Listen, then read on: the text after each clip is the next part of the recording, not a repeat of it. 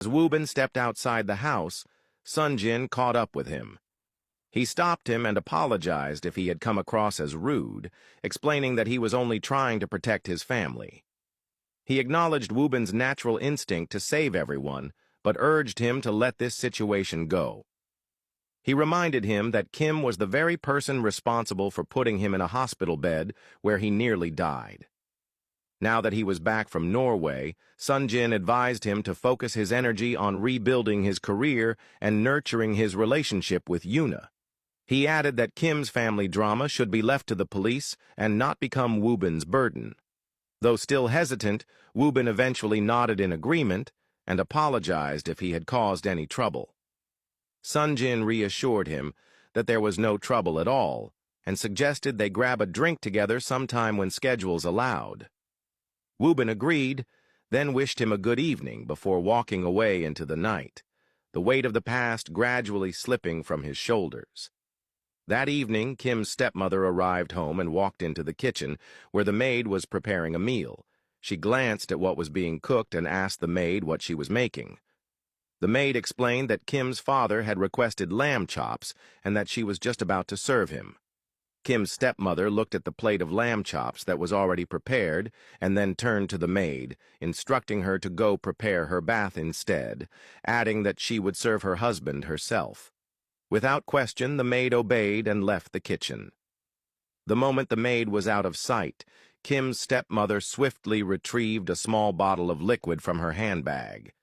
Without hesitation, she poured its contents over the lamb chops, ensuring it blended in seamlessly. She then picked up the plate, carefully composed herself, and made her way to the study room. Inside the study, Kim's father sat in silence, surrounded by scattered photographs, baby pictures of Kim. He appeared lost in memory, his eyes heavy with grief. Kim's stepmother entered the room with a gentle smile, approaching him with calculated grace. She told him she had brought his dinner and set the plate down on the desk before him. Kim's father, however, didn't even glance at the food. His gaze remained fixed on a photograph in his hand. Trying to appear sincere, she expressed how much she, too, was suffering from their daughter's loss, claiming that the tragedy had devastated her deeply. For a moment there was silence. Then, slowly, Kim's father raised his eyes and looked directly at her. Calmly but firmly, he asked whether she was the one who had erased the CCTV footage in the house. The question caught her off guard, and she froze momentarily but quickly regained her composure. She responded without hesitation, claiming that the cameras had not been working and that she had contacted the security company to inspect them. Kim's father simply nodded, offering no further reaction. Curious about his sudden inquiry, she asked why he was bringing up the CCTV footage. But he remained silent, his face unreadable. Trying to divert the moment, she gently reminded him to eat the lamb chops while they were still warm, and quietly left the room.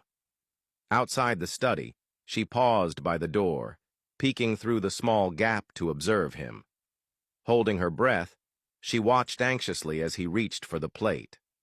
When he finally picked up one of the lamb chops and brought it to his mouth, a small, satisfied smirk curled at the corners of her lips. Without another word, she turned and walked away, her heart steady with the belief that everything was now unfolding according to her plan.